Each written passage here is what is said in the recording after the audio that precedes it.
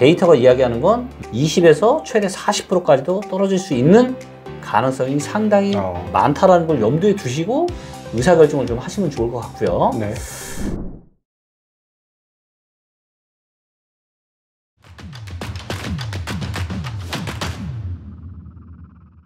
안녕하십니까. 증시학도TV 시청자 여러분, 투자자 여러분, 여러분이 기다리시는 분이 다시 오셨습니다. 이분만을 손꼽아 기다리시는 분들 꽤 많은데요. 리치고의 김기원 대표님 오셨습니다. 대표님 어서 오십시오. 네, 안녕하세요. 반갑습니다. 네, 이렇게 누추한 곳에 와주셔서 너무 감사합니다. 아닙니다. 오늘도 맛있는 점심도 사주시고 또 깊은 대화도 나누고 네, 개인적으로 굉장히 좋은 시간이었습니다. 저도 짧았지만 너무 인상 깊었고 제가 지난번에 오시고 나서 리치고를 가끔씩 이렇게 저도 봐요. 네.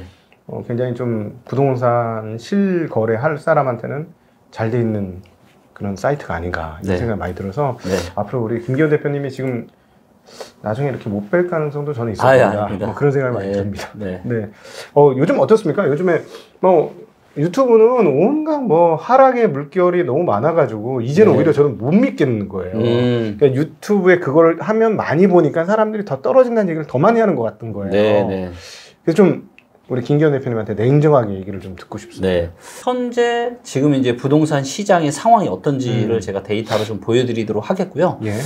제가 이제 그동안은 제가 방송을 하면서 이 리치고 전문가 엑스퍼트라고 해서 이거는 이제 유료고 비싸요. 1년에 이제 150만 원 정도 하는 이제 고급 서비스인데 이제 많은 분들이 아니 이거 좀 김기원 대표만 쓰지 말고 좀 이걸 좀 대중적으로 좀 해라 그런 요청들이 있으셔서 이제는 리치고에 이제 PC 화면에 가시면 요 엑스퍼트 분석이라고 있어요. 그래서 이거를 누르면 이제 그 전국에 대한 분석, 그 시도에 대한 분석, 그다음 시군구에 대한 분석. 그래서 모든 분석 데이터가 이 안에 거의 다 있습니다. 그래서 무료로? 무료는 아닙니다. 이제 월간 이제 아주 소정의 이제 이 구독료를 받고 하는데 그래서 어찌든 이제 저희도 무료로 해드리고 싶은데 그럼요. 이거 이제 서버비나 이런 이걸 하려면 어느 정도 세상에 공짜는 없어. 그러니까 이걸 만들려면 돈이 들잖아요. 공짜는 있지만 공짜 중에 좋은 건 없죠. 그렇죠. 아니 이렇게 서비스를 제공하는 입장에서 완벽하게 우리가 공짜이기 때문에 공짜로 해줄 수가 없어. 우리는 공짜가 아니야. 맞아요. 유튜브도 돌리는 게 공짜가 아니잖아요. 그럼요. 자, 먼저 여기서 이제 시도 분석을 들어가시면 어디라도 다 분석을 하실 수가 있으세요. 자, 일단 서울을 한번 제일 궁금하니까 서울을 먼저 좀 보도록 하겠고요. 자, 여기 보시면 이제는 조금 아마 익숙해지셨을 것 같은데 요게 이제 플라워 차트라고 해서 지난 몇 개월 동안 여기서 이제 제가 세팅을 4개월을 했고요. 지난 4개월 동안에 매매가와 전세가가 지금 올랐는지 내렸는지를 한눈에 볼 수가 있어요. 그래서 요 십자선을 중심으로 왼쪽으로 가면은 매매가가 떨어지는 거예요. 오른쪽으로 가면은 매매가가 올라가는 건데 오른쪽으로 한 개도 없네요. 하나도 없죠. 자, 왼쪽으로 누가 제일 많이 갔죠? 세종. 이 얘기는 무슨 얘기예요? 지난 4개월 동안 누가 제일 많이 떨어졌냐면 세종이 가장 많이 떨어졌다는 겁니다. 그 다음이 누구죠? 서울이네요. 서울. 그 다음이 누구죠? 경기도. 자, 근데 이거를 보면 좀 아이러니한 게 있습니다. 23년에 이제 데드캣 바운스, 단기 반등이 들어왔잖아요.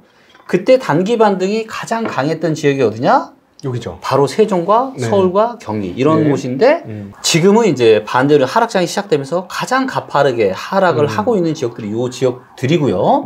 그나마 이제 제일 잘 버티던 데가 충북인데 충북도 지금 왼쪽으로 가고 있죠. 즉 충북도 지금 2개월 연속 지금 하락을 하고 있다. 그리고 이제 참고로 여기 이제 통계 데이터의 기준이 리치고 시세인데 리치고의 시세의 장점은 뭐냐면 일단 인공지능이 만든 이런 가격 통계 데이터고요. 매일 집계되는 실거래가나 이런 것들을 가지고 만들어지다 보니까 1월 달인데 보통 1월 달이면은 11월 달 데이터가 나오거든요. 보통 그러겠죠. 근데 저희는 1월 달인데 1월 달 데이터가 나와 있어요. 그래서 굉장히 발빠르게 데이터를 보실 수가 있고 그래서 이것만 놓고 봐도 전국이 모든 지역이 지금 다 왼쪽으로 가고 있죠. 다 지금 매매가가 다 하락하고 있다라고 보시면 되고 자, 그 다음에 요게 이제 0보다 위에 있냐 밑에 있냐도 굉장히 중요한데 위에 있으면 그러니까 위로 올라갈수록 전세가가 상승하는 거고요. 밑으로 떨어지면 전세가가 하락하는 겁니다. 그러면 집값은 떨어지는데 전세값은 대체적으로 오르는 지금 상황이군요. 그렇죠. 전세가는 0보다 위에 있는 지역들이 많은데 최근 추세를 보면 어떻죠?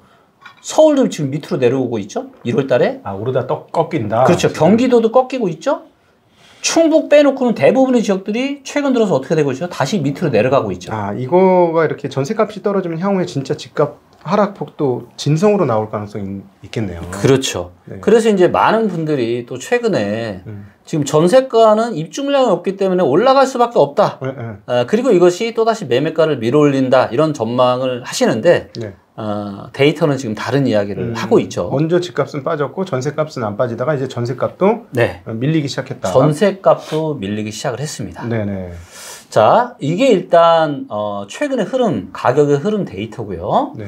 자, 그 다음에 또 뭘 봐야 되냐면 제가 이제 2차 하락을 제가 지금 전국에서 가장 거품이 많은 곳을 제가 서울이라고 이야기를 하고 있거든요. 네. 네. 그리고 서울은 자금이 20, 많게는 40% 떨어질 가능성이 아주 높다라고 데이터가 이야기하고 있다고 제가 이야기를 계속 꾸준히 하고 있는데 그 가장 강력한 근거가 뭐냐면 요 바로 이제 요 주택 구입 부담 지수라고 하는 거예요. 예. 이게 주식이나 부동산이나 공통점이 있는 것 같아요. 네. 뭐냐면 내가 특정 주식이나 부동산을 샀을 때 내가 산 가격보다 이거를 더 비싸게 사줄 수 있는 사람이 많아야지 대세 상승이 되는 거잖아요. 그렇죠. 그렇죠? 네. 자, 그런데 이거를 뭐 주식 시장에도 뭐 퍼나 PBR, PSR 이런 뭐 에비타 많은 이런 지표들이 있듯이 부동산에도 이런 지표들이 없을까 고민을 하면서 이거는 주택 구입 부담 지수라고 하는 거를 직접 만들게 된 거고요. 자, 이거는 뭐냐? 여기에는 집값, 사람들의 소득, 주택담보대출 금리가 들어가 있어요. 그래서 대부분은 대출을 껴서 집을 사잖아요. 네. 그래서 대출을 껴서 집을 샀을 때 내가 부담을 해야 되는 그 수준이 네. 어느 정도 되는지를 데이터적으로 보여주는 거예요. 네. 자, 그래서 이거를 가지고 만약에 부담이 없어요. 한 달에 예를 들어서 150이에요. 그러면은 한 달에 150만 원리금으로 상환하면 내가 서울에 집을 살 수 있어요. 네. 그럼 부담이 없는 거죠. 네네. 근데 이게 300만 원이 넘어가요. 부담이 많은 거죠. 네. 부담이 많을수록 부담이 많기 때문에 살 수 있는 사람이 없겠죠.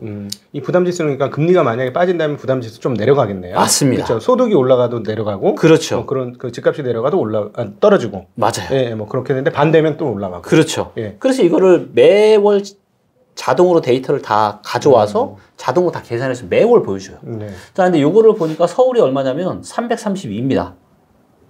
332가 어느 정도라는 얘기죠? 그냥 직관적으로 좀 말씀드리면 서울에 집을 사면 주택 원리금 상환 금액으로 한 달에 332만 원을 내야 되는 거예요. 네. 네. 자, 요게 이제 코로나 때 역사적인 버블의 시기 얼마냐? 387. 네. 빠졌지만 역사적인 평균이 얼마냐면 251입니다. 네. 저점이 얼마냐면은 170도 안 돼요. 네. 네. 그러니까 이 주택 구입 부담 지수가 200이 안 되면은 사실은 엄청난 저평가 구간에 들어가는 건데 지금은 우리가 보통 그런 투자의 고수들이 그런 얘기 하잖아. 무릎 밑에서 사서 어깨 위에서 팔아라. 네. 근데 이거를 보면은 지금은 서울은 여전히 어깨다. 네. 라고 지금 이야기하고 있는 거죠. 지금 가격에 팔아도 늦지 않다. 늦지 않죠. 그러니까 만약에 이제 20에서 40%가 떨어진다고 가정을 해봐야 되는 거고, 예. 나는 예를 들어서 현금을 주고 샀기 때문에 네. 나는 버틸 수 있다. 그러신 분들은 뭐 들고 가셔도 되겠지만, 네. 그런 게 아니다.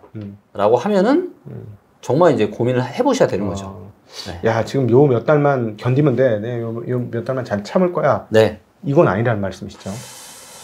사실 뭐 어떻게 하라고 제가 말씀을 못 드리겠는데, 근데 문제는 뭐냐면 지금은 내놔도 아예 안 팔려요.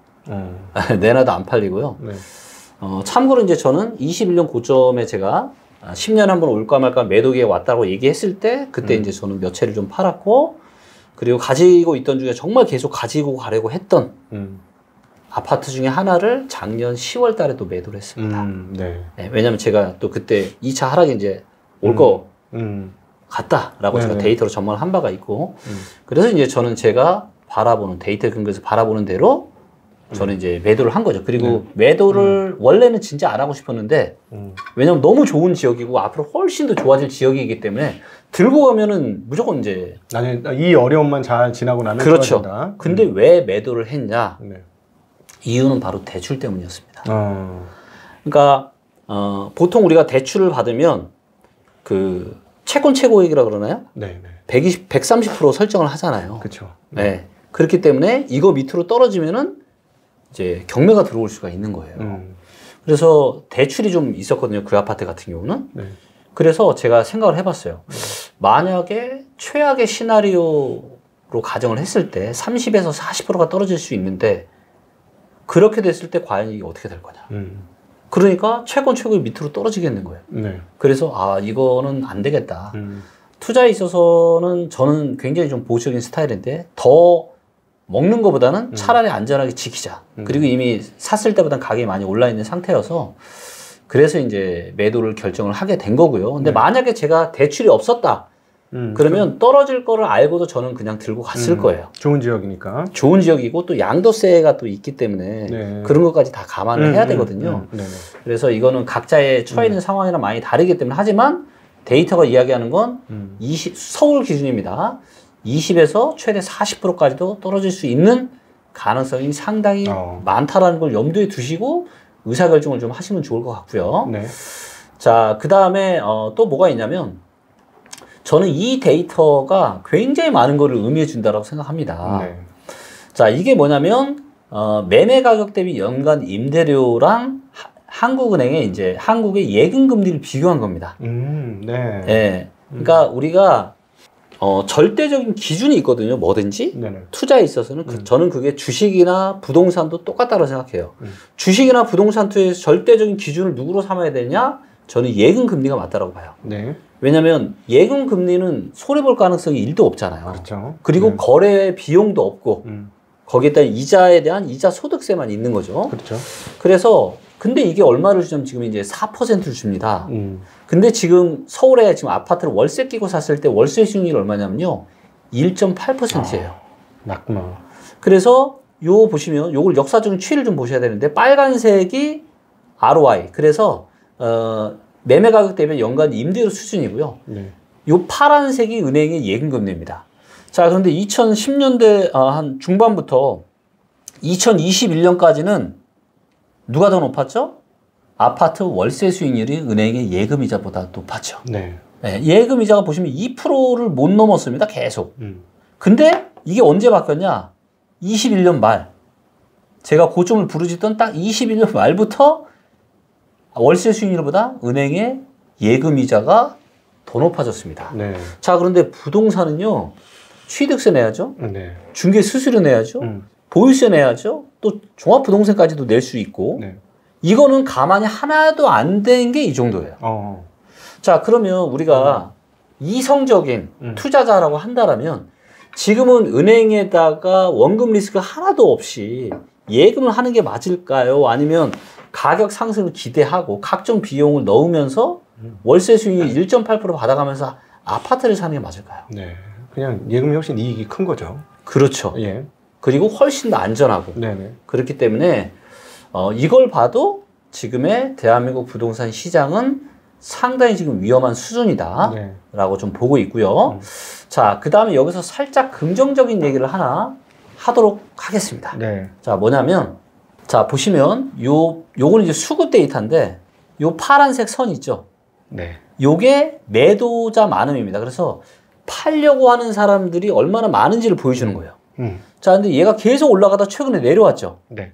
아, 이거는 왜 그러냐면 제가 또 최근 방송에서 이런 이야기를 한 적이 있는데 23년 이제 부동산 시장이 22년 연말에 너무 안 좋았잖아요. 그래서 그렇죠. 정부가 1월 3일에 특단의 정책을 꺼냈고 그리고 반등이 왔잖아요. 네. 그리고 23년에 단기 반등이 9월 달에 끝나고 10월 달부터 이제 2차 하락이 왔고 그런데 올해 초부터는 또 어떤 정책이 시행이 되었냐면 신생아 특례 정책이 네. 또 시작이 되었습니다. 네네. 그래서 결혼을 하건 하지 않건 아이만 낳으면 최저 1.6% 네. 라는 엄청난 초저금리를 5년 동안 혜택을 받아서 집을 살 수 있게끔. 네네.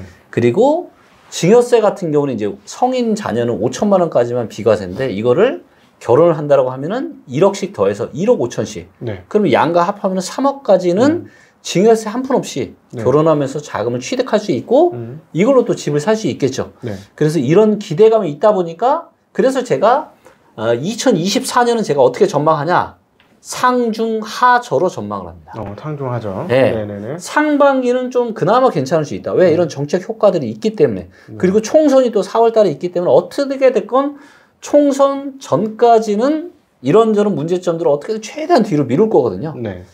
그래서 상반기는 좀 괜찮고 하반기부터 본게임이라고 제가 말씀드렸는데 아니나 다를까 지금 어때요? 그게 네. 매도 자만이 좀 줄었죠. 네. 그리고 빨간색이 매수자 많음인데 이거는 뭐 완전 바닥에다 아주 조금 올라왔습니다. 네. 그러면서 이 막대 그래프인 수급 데이터가 조금 지금 살짝 좋아졌습니다. 예. 그래서 이거를 보면 역시 정책이 또다시 이거를 지금 살짝 시장 상황을 지금 조금 좋게 만들고 있다. 네. 하지만 궁극적으로는 저는 이게 오래가기 힘들다. 네. 그래서 저는 한 4월, 5월만 지나고 한 6, 7월서부터는 진짜 이제 본 흐름이 나타날 거고 그게 저는 2차 하락이라고 좀 보고 있고요. 네. 지난번에 나오셔서 네. 그래서 집값이 여기서 그럼 더 떨어지면 어떻게 되겠냐. 네. 정책적인 그 대안 정책, 그 부동산을 받치기 위한 정책들이 나올 거고 그러면 뭐 여러 가지 있을 텐데 언제 사람들이 움직일 거냐라고 말씀하실 때 아마도 양도 차익 비과세, 네. 양도 차익에 대해서 비과세가 되면 네. 그때 무조건 사야 되고 네. 그러고 나서 일정 기간이 지나면 네. 집값이 오른다라고 그렇죠. 말씀하셨어요.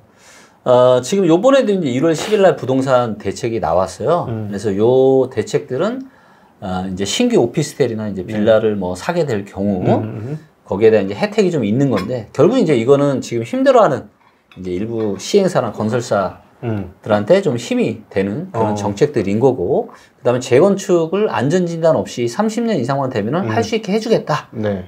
근데 사실 안전진단 때문에 재건축을 못하는 건 아니거든요. 그래서 어찌되건 이제 이런 어떻게 보면 약간의 떡밥을 조금씩 지금 던져주고는 있는데 이걸 가지고 시장을 확 바꿀 수는 힘듭니다. 이거는 없다. 왜냐하면 부동산은 공급과 수요가 있어요. 자, 그런데 수요는 두 가지로 나뉩니다. 수요는 실수요가 있고 투자자 수요가 있어요. 투자 수요. 네. 자, 근데 지금 뭐 특례 보금자리 론이나 신생아 대출이나 뭐 이 모든 것들은 투자 수요를 자극하는 정책이 아니라 실수요만 자극하는 정책입니다. 네. 근데 실수요는 한계가 있거든요. 네. 자, 그러다 보니까 요 밑에 요게 거래량인데 거래량을 보시면 어때요? 거래량이 주네요.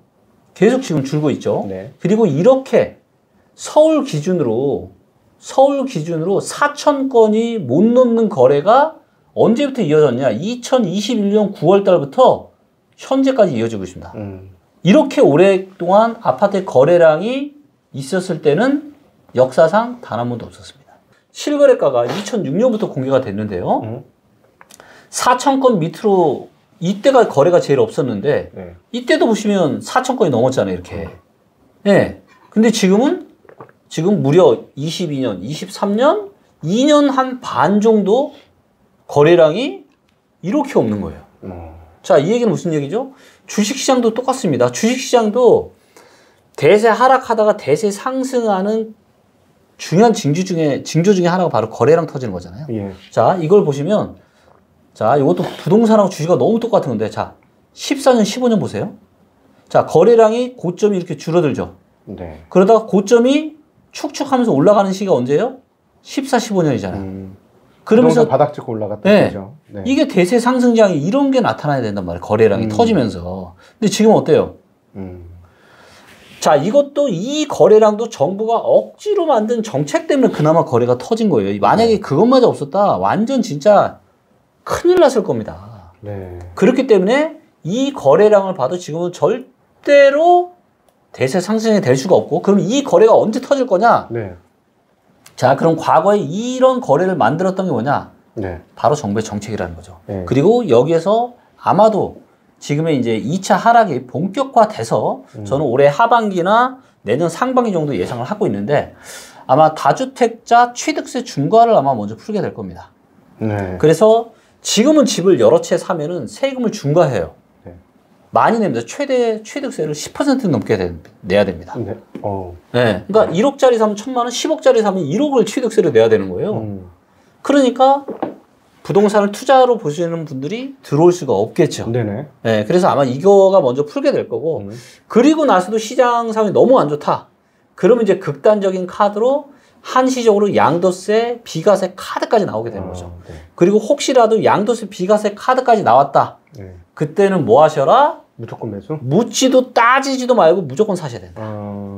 네. 이거 기회 놓치면은 또 몇 년 뒤에 땅을 치고 후회하십니다. 진짜 사실 이런 얘기 저 안 하고 싶어요. 왜냐면 기회를 다른 사람들이 너무 많이 경쟁자가 많으면 그렇죠. 나한테 불리하다. 예. 네. 그렇기 때문에 사실 정보라는 것도 희소성이 있어야. 근데 이제 사실 또 공부만 좀 많이 해보면 누구나 또 알 수 있는 것 중에 하나니까. 근데 이때 심리가 너무 나빠서 사람들이 안 달라붙을 거예요. 맞아요. 예. 그래서 그럴 거야. 주식하고 똑같아. 맞아요. 예. 근데 진짜 고수들은 알잖아요. 네. 그렇죠. 그래서 정말 그리고 이제 저를 오랫동안 봐오신 분들은 아실 거예요. 제가 2020년 초를 마지막으로 제가 어디 기회니까 사셔라 이런 얘기를 한 번도 안 했습니다. 김기훈이 언제 기회 온다고 이거 사셔도 됩니다라고 제가 얘기한 거 보셨어요? 무슨 얘기냐? 그러니까 투자의 대가들은 제가 보니까 다 비슷해요. 자, 워렌 버핏이 무슨 얘기를 했죠? 10년을 보유할 주식이 아니면 단 한 주도 보유하지 말라 이런 얘기를 했잖아요. 이거를 저는 부동산으로 바꿔보면 10년에 한 번 올까 말까 절호의 기회가 아니면 사지 마라. 자, 그런데 그런 기회가 이제 온다라는 거고 그 정책이 나오면 이거는 묻고 따지고 할 것도 없어요. 그냥 무조건 고 하셔야 됩니다. 근데 그런 뉴스가 나올 때 시장 분위기는 어떨 거냐? 아마 난리가 났을 거고요. 그죠. 많은 전문가들이 또 뭐라 그럴 거예요? 대한민국 부동산 끝났다. 뭐 인구가 줄어든다. 앞으로 인구가 계속 감소하는데 어떻게 부동산이 오르냐. 아마 이런 얘기, 비관적인 뉴스가 이번엔 다르다. 이번엔 다르다. 무슨 수를 써도 안 된다. 네. 이런 얘기가 엄청나게 많이 나올 거라는 거죠. 네. 여러분, 우리 김기훈 대표께서 아까 이제 점심 먹고 기분이 좋으셔서 그런지 정기적으로 저희 나오시기로 하셨거든요. 여기 꾸준히 보십시오. 그러면 찬스가 나오면 제가 또 옆에서 저도 주식쟁이니까 이 타이밍, 고전 타이밍은 제가 잡으니까 같이 저도 옆에서 돕겠습니다. 아예 또 우리 증시각도비 우리 대표님을 제가 또 뵙고 이야기를 또 나눠보니까 굉장히 이제 진솔하시고 소신이 있으시고 또 이제 무엇보다 뭔가 어떤 시청자, 내가 이런 촬영하고 있는 어떤 이런 영상 컨텐츠에 대한 이런 것들을 좀 보시고 도움을 주셨으면 하는 그런 마음이 많으시잖아요. 그거는 그렇기 때문에 사실 이런 채널이 정말 저는 잘 돼야 된다. 그리고 당연히 잘 될 수밖에 없을 것 같고요. 감사합니다. 저도 미약 하나만 열심히 일조하겠습니다. 정기적으로 오셔야 됩니다.